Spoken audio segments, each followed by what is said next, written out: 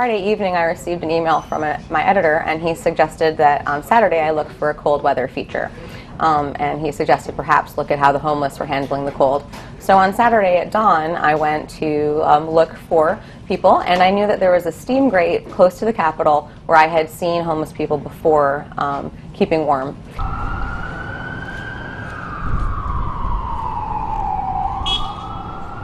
After he only gave me his first name, I told him that sometimes when people in this situation give me their full name, that oftentimes people will reach out from the public to help them. I said, you know, do you need any help? I can write your full name and we'll see what happens. And he said, no, I'm okay, and you can just call me Nick.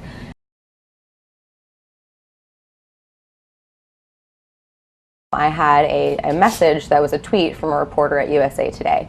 And the reporter's tweet said something to the effect of, a family whose son is missing has identified the gentleman in your picture as being their missing son, Nick, who's been gone since Wednesday. Would you please call the mother? And I said, of course. And as soon as I could, I called her.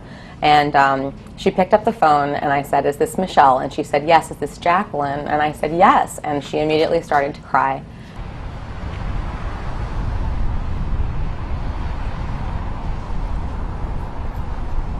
Family was nervous about going up to him directly, so I wanted to stand off. Didn't want to be responsible for them losing him a second time. Right. And so shortly after, the police came and they went up to Nick and they ascertained that he was indeed Nicholas Simmons, 20 years old, from Greece, New York, who had been missing since the past Wednesday. And they took him to the hospital, where later that evening he was reunited with his father.